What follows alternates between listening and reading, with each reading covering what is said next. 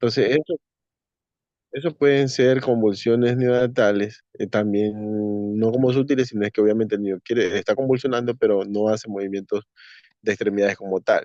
Entonces son trastornos vegetativos que nos pueden hacer sospechar en convulsiones.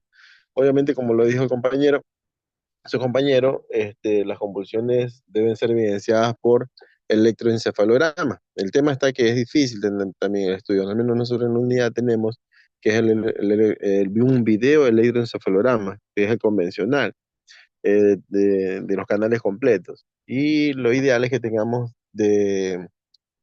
con amplitud integrada, obviamente para mantener monitorizado al bebé. O sea, el niño mientras está sedado, ventilado, relajado, se le coloca los electrodos y se lo está monitorizando a nivel del monitor que está junto con el bebé. Entonces, se pueden ver convulsiones en aquellos niños que quizás lo tenemos relajados y si se ven trastornos convulsivos en el electro, entonces obviamente hay que tratar.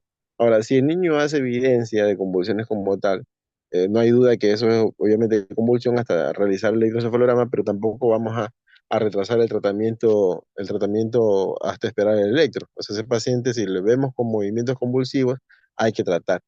Entonces, como les dije inicialmente, el abordaje diagnóstico de las convulsiones siempre es descartar la causa. Empezar, si es un asfixiado, pues bueno, de una vez yo le hago una glicemia y estoy tomando electrolitos para medir ese sodio, ese calcio y ese magnesio. Y luego de eso yo voy descartando en la medida de que se vayan sospechando las patologías, días en el tema infeccioso, días en el tema del metabólico, en el tema de malformaciones cerebrales, le voy pidiendo una ecografía al menos, que es lo que más rápido se hace, para descartar, por ejemplo, un prematuro que no haya hecho una hemorragia intraventricular e incluso un término que a veces se pueden ver hemorragias a nivel ecográfico. Y si todo eso está normal, de ley tengo que entrar, o al menos con una tomografía, una resonancia magnética. El problema, ustedes saben que es el inconveniente que hay, como, o sea, no hay eso para hacer esos estudios, tiene que estar el niño ya estabilizado. Pero mientras tanto hay que hacer el abordaje terapéutico eh, inicial. O sea, aquí cambian muchas cosas también, así mismo como las manifestaciones clínicas comparada con los pediátricos. Aquí no, de inicio no son las benzodiazepinas. Acuérdense que pediátricos, ustedes no sé si vieron ya en pediatría, cuando vieron pediatría las convulsiones se tratan inicialmente con benzodiazepinas, inicialmente es la diazepam, pero acá no. Acá las benzodiazepinas prácticamente están anuladas como tratamiento inicial. ¿Por qué? Hay un simple hecho, porque las benzodiazepinas en neonatos producen mucho más rápido deterioro respiratorio. Si usted le pasa una carga de diazepam, ese niño de ley le va a hacer un AMI, incluso puede hacer una parada cardiorrespiratoria y se te puede morir. Y hasta que lo intubes y todo el tema. Entonces, el tratamiento inicial es con fenobarbital. Siempre va a ser la primera línea de fenobarbital a una dosis de 15 a 20 miligramos por kilo. Se pasa la primera dosis de carga no menos de 20 minutos. Generalmente se puede pasar hasta 30 minutos sin problema, pero siempre monitorizando al paciente. Si usted lo pasa en 5 minutos, olvídese que ese paciente le va a hacer un deterioro respiratorio, aunque sea la primera dosis, la primera indicación de tratamiento convulsivo. Entonces iniciamos con fenobarbital. La dosis de carga va a ser de 20 miligramos por kilo, de 15 a 20. Iniciamos primera dosis de carga. Pero si ese paciente yo le paso en esos 20 minutos de esa dosis y resulta que me vuelve a convulsionar o sigue convulsionando, yo vuelvo a pasar otra dosis de 5 a 10 miligramos por kilo. Vuelvo a pasarlo entre 20 minutos y voy observando al paciente. Me vuelve a convulsionar, paso otra dosis de 5 a 10 miligramos por kilo. En este caso, en este contexto, quiere decir que si paso una dosis inicial de 20 miligramos por kilo, luego paso una 10 miligramos por kilo y luego paso otra 10 miligramos por kilo, este paciente estoy dando una dosis acumulada de 40 miligramos por kilo. Cuando yo hago esta dosis de impregnación de 40 miligramos por kilo, o sea, quiere decir que di una dosis de 20 miligramos por kilo y dos dosis de 10 miligramos por kilo, yo llego a una dosis acumulada de 40 miligramos por kilo en el tiempo que, que se considera que le daba. Por ejemplo, en este caso que sea muy grave, que el niño no me deja convulsionar. Prácticamente en una hora y media como máximo, yo estoy ya pasando la dosis de 40 miligramos por kilo. Esto quiere decir que yo ya agoté mi recurso de primera dosis de tratamiento, de primer esquema de tratamiento que sería fenobarbital. Aquí yo considero iniciar el segundo esquema de tratamiento. No es que todos los pacientes me convulsionen y yo paso directamente al segundo. No, este paciente primero tengo que agotar mi instancia de fenobarbital. Y obviamente este paciente monitorizado, porque si yo le estoy pasando fenobarbital, aunque le esté pasando bien, puede ser que el paciente me entre en un apnea o una parada cardiorrespiratoria, entonces tengo que estar monitorizado y con un tubo a los lados, con un laringoscopio preparado, porque este paciente en cualquier rato me puede hacer una parada respiratoria. Entonces, no pasa nada, el niño sigue respirando bien, pero me sigue convulsionando. Ahí paso al segundo esquema. Puedo pasar el segundo esquema si lo tenemos disponible en nuestra unidad, levetiracetam intravenoso. En la mayoría de unidades no se consigue levetiracetam intravenoso, lo que tenemos a la mano generalmente es la fenitoína. Entonces, como si tuviésemos levetiracetam bien, con la dosis que dio con su compañero de 60, lo bueno es que levetiracetam tiene una dosis de un rango bastante amplio, incluso hay unos textos que dicen que podemos utilizar desde 20 hasta 120 miligramos por kilo de levetiracetam como dosis de mantenimiento. Algo que me olvidé decirles, en tema de fenobarbital pasamos dosis inicial hasta 40 miligramos por kilo de la dosis de impregnación, estoy hablando, y se deja siempre con dosis de mantenimiento, de 5 miligramos por kilo día repartido en dos dosis. O sea, siempre se divide y se mantiene con esa dosis. El niño dejó convulsionar con ese esquema y me mantengo solo con fenobarbital. Resulta que el niño se sigue convulsionando, mantengo fenobarbital, mantengo más dosis y mantenimiento de fenobarbital con su dosis de impregnación. Continúo con el segundo esquema de fenitoína, paso una impregnación de 15 a 20 miligramos por kilo y ahí está el tema del peligro que tiene la fenitoína, que hace trastornos de arritmia. Estos pacientes sí nos pueden hacer una parada cardíaca solamente por el hecho que, no que estamos utilizando la fenitina, más que todo si la estamos infundiendo mal. Con dosis muy lentas se pasa entre 30 minutos, entre 20 y 30 minutos la dosis de impregnación de fenitoína. Asimismo, paso una dosis, pero aquí ya no toma parte como la impregnación de fenobarbital. Aquí es una sola dosis de impregnación de 15 a 20 miligramos por kilo, le pasamos y ya no vuelvo a pasar más fenitoína, solamente le dejo en mantenimiento. Asimismo se le pasa de 5 a 7 miligramos por kilo, repartido en dos dosis como mantenimiento. Aquí quiere decir que ya tengo fenobarbital con dosis de impregnación más las dosis de mantenimiento. Paso a dosis de fenitoína con dosis de impregnación, una sola dosis, y mantengo el mantenimiento de 5 a 7 miligramos por kilo repartido en dos dosis. No me resuelve el paciente, me voy al tercer esquema. Ahí vienen los trastornos del metabolismo que a veces en los recién nacidos se puede presentar en el tema de la déficit de algunas sustancias que nos pueden motivar a que el niño no te mejore convulsiones con los anticonvulsionantes típicos, que son el fenobarbital y fenitoína, y en el caso que hayamos usado levetiracetam. Si no se ha usado levetiracetam, pasamos al levetiracetam como tercer esquema. Aquí generalmente, como ustedes están viendo, son niños que hemos estado pasando medicación y no resuelve esto, ya se conoce como estatus convulsivo. En estatus convulsivo el paciente ya tiene que estar intubado. O sea, si yo ya estoy pasando dosis de impregnación de fenitoína y quizás llegue a la levetiracetam como tercera esquema de este paciente, no es que probablemente, necesariamente ya debería estar intubado, porque un niño que convulsiona y convulsiona no oxigena bien el cerebro. Tenemos que asegurar siempre asegurar vía aérea. De ahí nos vamos. Ahí sí, ya cuando pasamos al tercer o cuarto esquema, depende si se ha utilizado junto con levetiracetam, pasamos a midazolam. Ahí ya utilizamos el primer benzodiazepina como tratamiento de una crisis convulsiva, un estatus convulsivo neonatal. Ahí pasamos a midazolam, inclusive son con dosis de infusión continua y el paciente sí o sí se te va a hacer una parada respiratoria, entonces el paciente ya con aseguramiento de la vía aérea. Y luego ya lo último, pues usamos la lidocaína o si no lo último, ya el último esquema que son el coma barbitúrico con pentobarbital. Bueno, pues son niños muy graves, son niños que tienen que estar monitorizados. Se recomienda siempre tener un electroencefalograma en la mano y si tenemos la amplitud integrada, bueno, para mantener monitorizado 24/7 ese paciente y siempre estar midiendo lo que son las constantes metabólicas y electrolíticas. Y bueno, y en el tema, como yo les decía, en neuroinfección, nunca olvidarse de hacer una punción lumbar siempre y cuando el paciente mantenga estabilidad. Ya como controlar la convulsión, estamos sospechando que sea infeccioso, pues bueno, ahí en ese rato se manda a hacer tiempo de coagulación, se maneja la plaqueta para ver si están bien, para ver si consideramos hacer una punción lumbar y con eso hacer estudios de líquido cefalorraquídeo. Y ahí viene lo importante de saber identificar cómo está ese líquido cefalorraquídeo. La diferencia del líquido cefalorraquídeo infeccioso, si es que es infección viral, si es infección bacteriana o un líquido cefalorraquídeo, lo que se conocen como meningitis aséptica. Importante, si yo hago un líquido cefalorraquídeo y ese nivel de glucosa del líquido cefalorraquídeo está baja comparada con la glicemia, tengo que estadificar cuál es la glucosa baja en líquido cefalorraquídeo. No es lo mismo que yo tenga una glicemia de 80 miligramos de decilitro y el niño nunca me va a tener un 80 miligramos de decilitro en líquido cefalorraquídeo.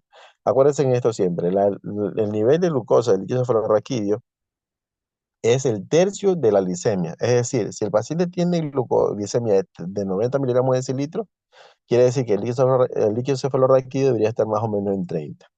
¿Sí? Entonces, para yo considerar hipoglucorraquia, tiene que estar más o menos, por ejemplo, digamos que me sale, yo tengo 90 de glicemia y el niño me tiene en el líquido cefalorraquídeo está en 10. Eso significa una hipoglucorraquia.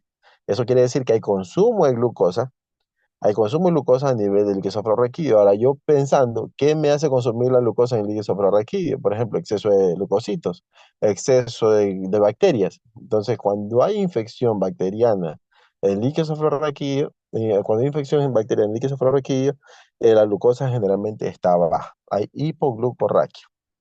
Entonces, voy a ver química. Me voy por la glucosa. Hago glucorraquia, hago celularidad, obviamente en líquido cefalorraquídeo no tiene que haber células, pero si yo tengo un leucocito, tengo que determinar.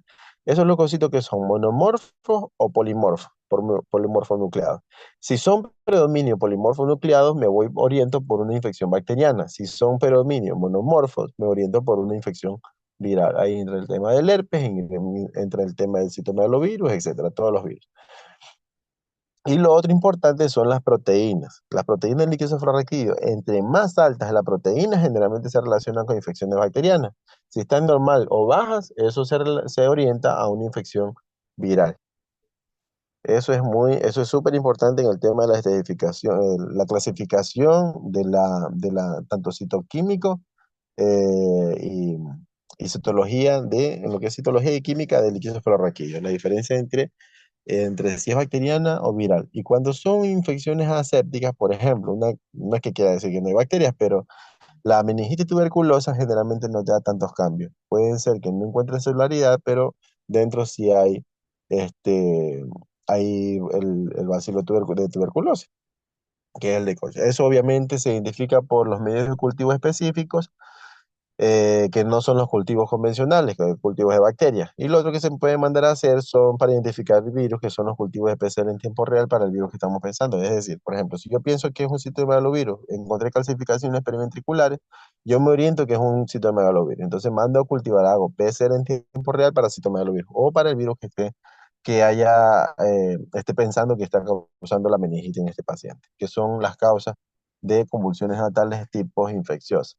¿Sí? Entonces, si es un paciente asfixiado, si es un paciente que me está haciendo trastorno electrolítico, no gasto tiempo y tampoco gasto recursos en hacer estudios infecciosos, obviamente porque ya sé que la causa tenemos que es netamente por asfixia o por trastorno hidroelectrolítico, pero en un paciente que sospecho de sepsis, de infección, siempre obligado a hacer un líquido cefalorraquídeo junto con su cultivo, tanto sean bacterianos o sean de cultivos virales.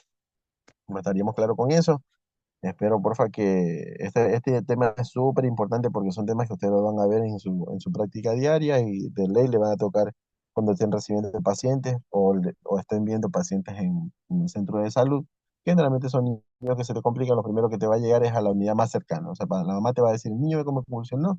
Tiene que identificar qué tipo de convulsión es, qué tienen que hacer en ese rato, no desesperarse, tratar de identificar cuál es la causa y si es una glicemia que generalmente si la primera causa es encefalopatía, pero el niño no fue asfixiado, pero resulta que no está comiendo bien, la mamá no le da bien el pecho, quizás han dado otro tipo de sustancias alejado de la leche materna, ese paciente, hágale una glicemia que ese paciente, si la convulsión es por hipoglicemia, se debería corregir la convulsión solamente con dextrosa y luego no seguir convulsionando. ¿De acuerdo? Bueno, continuemos con el otro tema. ¿Quién va a exponer? Mónica. Mónica y Sí, Lisbeth. sí, la compañera Mónica y yo. Ya, sí. Estamos claros con convulsiones. Si hay dudas, por favor, pregunten. Sigamos con defectos. Bueno, buenas noches. Nosotros vamos a hablar de lo que son los defectos del tubo neural. La neurulación o formación del tubo neural, desde el cual se va a desarrollar el cerebro y la médula espinal, pues comienza en el embrión humano aproximadamente a los 21 días de gestación y por lo general este proceso se completa antes de los 28 días. Esto comienza cuando el neuroectodermo se diferencia del ectodermo epidérmico al expresarse en lo que es la placa neural. A lo largo del eje del embrión, pues se forma una bisagra medial en lo que es la placa neural. El neuroectodermo se va a elevar lateralmente, formando lo que son las paredes neurales laterales y también formando lo que es el surco neural medial.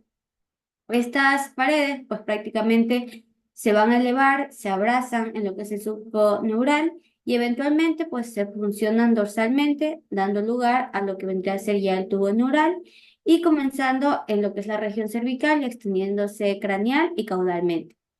En ese sentido, pues las mutaciones en cualquiera de los genes implicados que estén en este proceso podría dar como resultado un cierre anormal del tubo neural o incluso malformaciones como las que vamos a ver a continuación.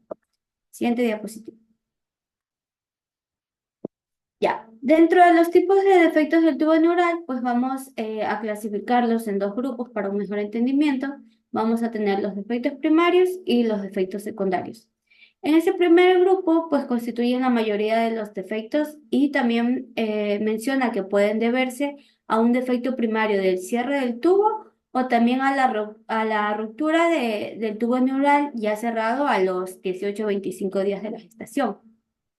La anomalía resultante se compone de dos lesiones anatómicas, una que es la placoda del tubo neural, que va a ser la parte expuesta, o sea, la parte abierta a lo largo de la línea media en la parte inferior de la espalda y en la parte superior. Y la otra, la malformación de Arnold-Charlie 2, que se la asocia con estenosis del acueducto y también con hidrocefalia. En estos grupos primarios, pues vamos a tener lo que es la espina bífida, que esta es una afección en la que hay un desarrollo anormal de la columna vertebral, de la médula espinal, los nervios circundantes y la bolsa de líquido que rodea la médula espinal. Esta afección, pues básicamente es una afección neurológica que causa que una parte de la médula espinal y las estructuras que la rodean se desarrollen, se desarrollen fuera o no dentro del cuerpo.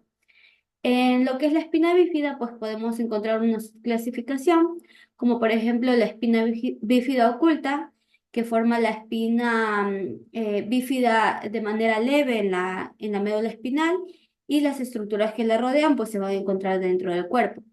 Pero las vértebras de la parte baja de la espalda no se forman de manera normal. Aquí puede haber un mechón de pelo, un hoyuelo o una marca de nacimiento sobre la zona de este defecto.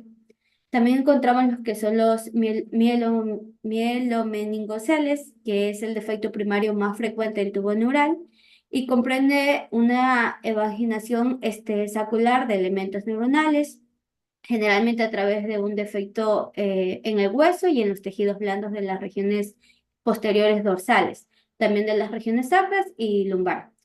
En esta última localización, pues son los casos que más se dan, teniendo una incidencia del 80% en esta región. Y bueno, prácticamente se asocia con diversas malformaciones del sistema nervioso central, de las más importantes lo que es la displasia cortical cerebral, que aparece hasta en el 90 al 92% de los casos. También tenemos lo que es la meningocele, que consiste en un saco lleno de líquido espinal con evaginaciones de la capa externa y también de la dura madre. Aquí no hay una intervención de los elementos neuronales, aparte de la presencia frecuente de lo que es una banda dorsal del tejido neurovascular y que va a estar adherida al saco. También encontramos lo que es el encefalocele, que este es un defecto del cierre de la parte anterior de la parte anterior del tubo neural y consiste también en una evaginación de la dura madre con o sin tejido cerebral. Y el 80% de los casos, pues, se encuentra en lo que es, se localiza en lo que es la región occipital. Es menos frecuente en las regiones frontales y en las temporales también. Esto lo curioso es que su tamaño varía, pues puede ir de unos pocos milímetros hasta varios centímetros. Y por último, también tenemos el anencefalia, que es una forma más grave del defecto, pues aquí van a estar ausentes lo que es la bóveda craneal y también lo que es el hueso occipital. Y pues prácticamente quedan expuestos los derivados del tubo neural, incluidos el encéfalo y también el tejido óseo. El defecto se extiende a través del agujero occipital y afecta a lo que es el tronco encefálico y este básicamente es incompatible o su supervivencia pues no se da, ¿no? Siguiente diapositiva.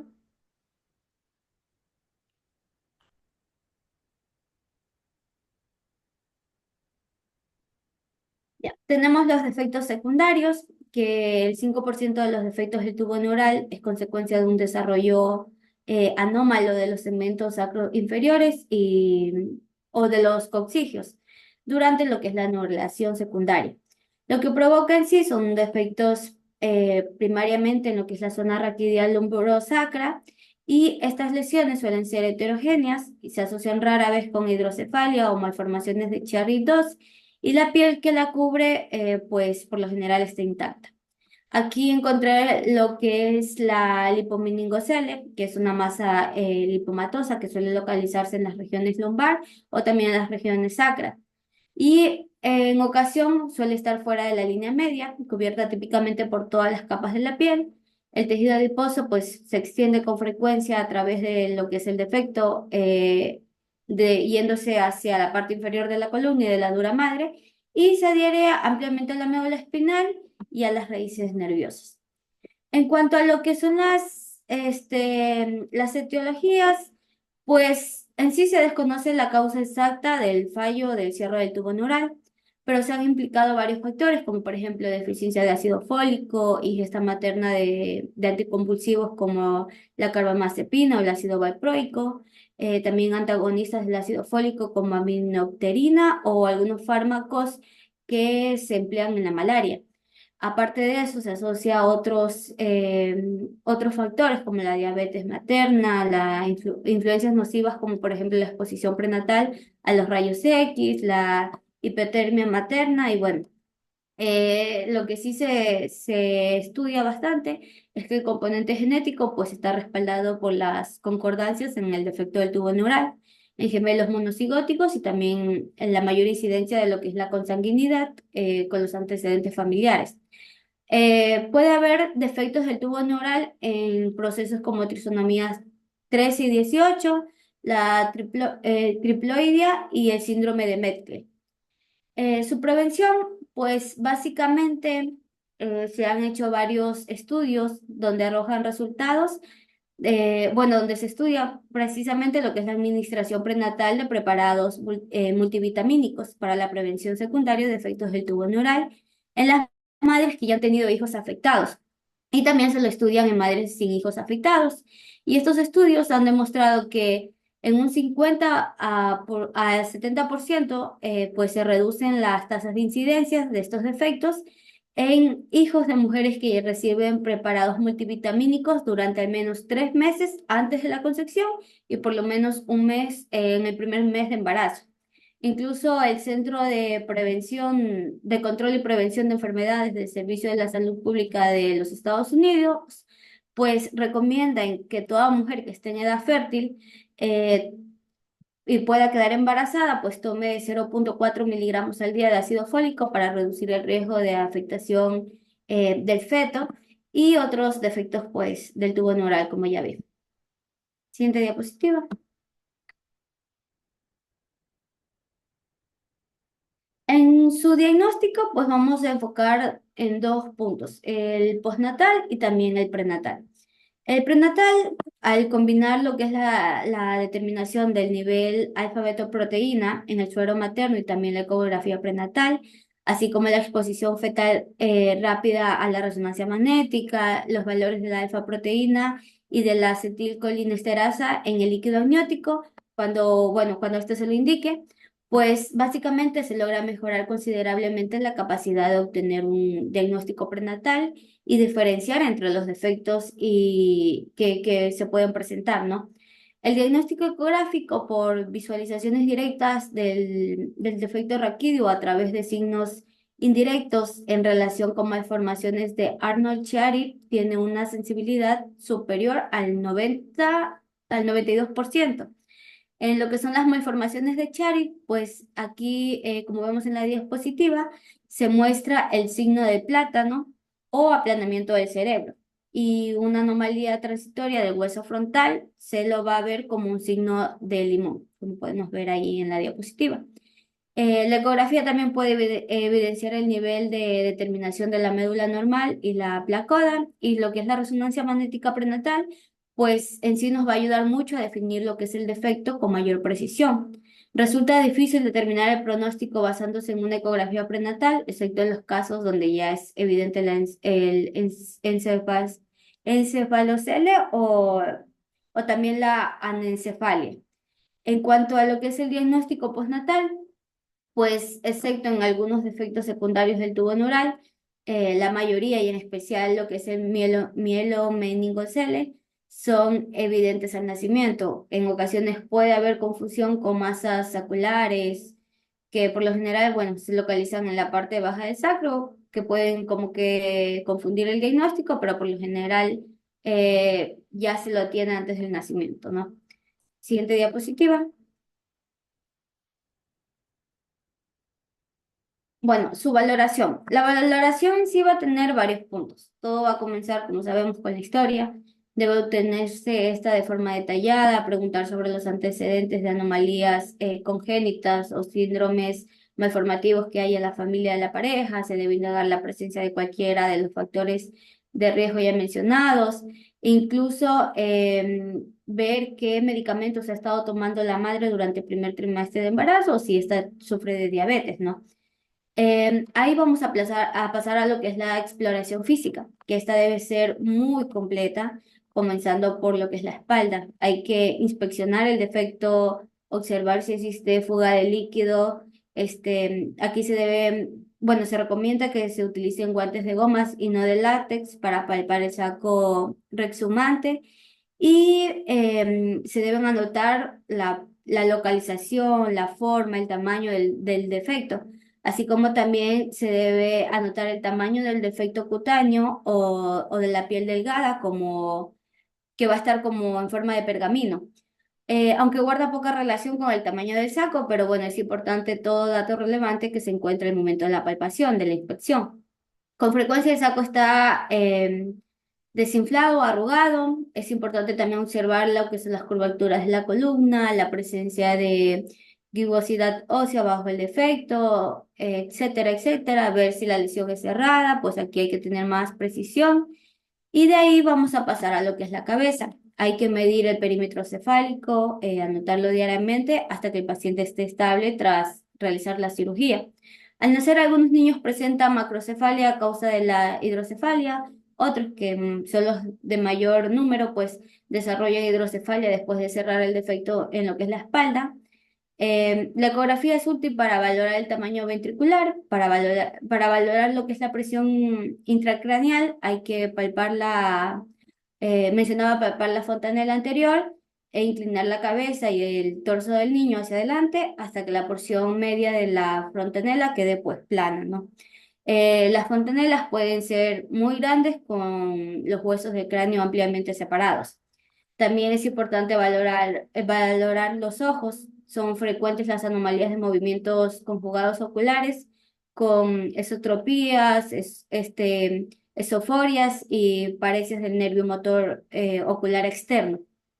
Asimismo, hay que realizar una exploración neurológica en las extremidades inferiores, hay que buscar posibles deformidades, examinar la posición y los pliegues cutáneos de los músculos, eh, ver lo que es, si hay luxación de cadera también, pues nos ayuda se puede diagnosticar mediante lo que es la ecografía. Hay que valorar lo que es la vejiga y los riñones. Y esto es básicamente lo que es la valoración general del recién nacido o lo que son las consultas. Porque en el libro mencionaba que el tratamiento de un niño con defecto del tubo neural va a requerir de la colaboración de varios especialistas. Empezando por el neurocirujano, que se debe encargar de la valoración inicial, el cierre quirúrgico del defecto y el control también de la presión intracraneal, así como los neonatólogos y los pediatras, que deben realizar una evaluación completa para identificar otras posibles anomalías. consultar con la parte genética, consultar con fisioterapeutas e incluso recibir apoyo psicológico a los familiares. Siguiente diapositiva. Siguiente.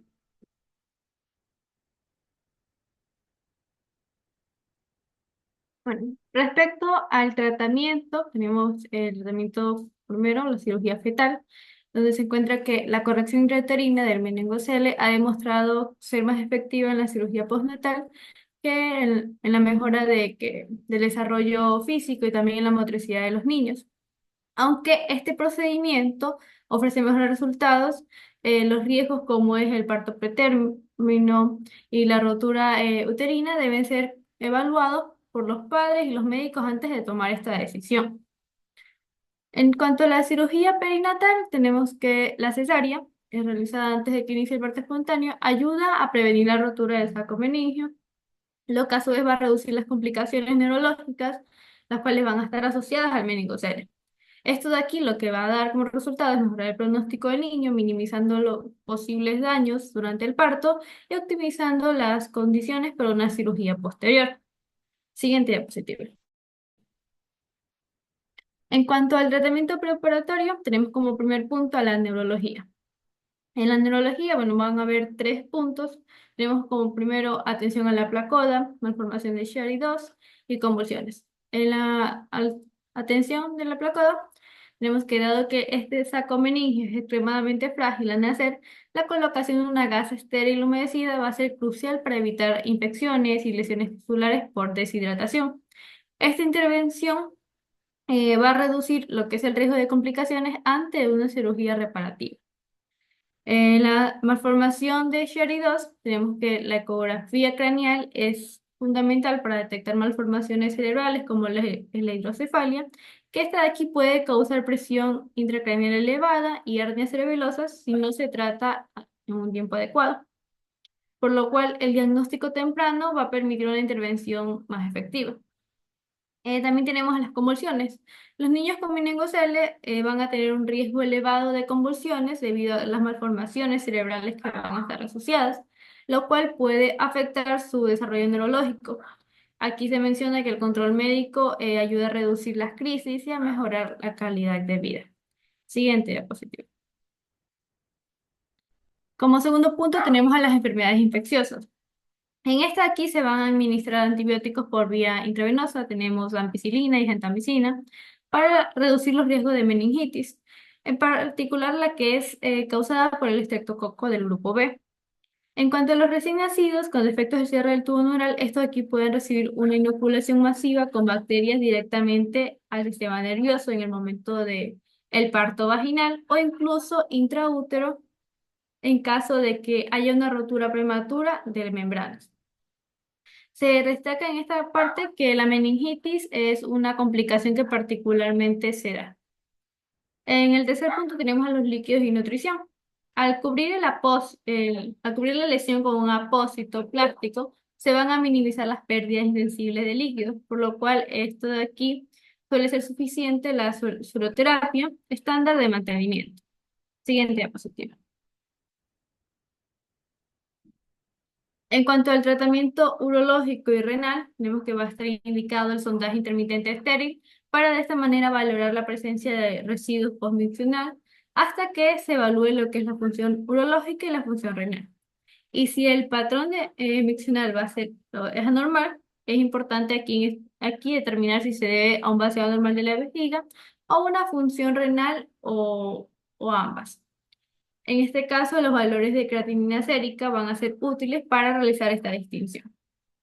En cuanto a la alergia al látex, en esto no debe emplearse material de látex debido al riesgo de que se desarrolle una alergia grave por la repetida de los dispositivos de uso médico que van a contener este componente. Siguiente diapositiva. Tratamiento quirúrgico. En este punto se habla que los defectos abiertos deben cerrarse rápido debido a que puede existir un riesgo de infección. En los recién nacidos con la lesión cubierta por piel no hay riesgo de contaminación bacteriana, por lo que aquí la reparación va a ser electiva y suele realizarse en los primeros 6 meses de vida. En cuanto al tratamiento neuroquirúrgico del meningocele, este de aquí va a consistir en cerrar el defecto para así prevenir infecciones y reducir lo que es la presión intracraneal que se va a encontrar elevada.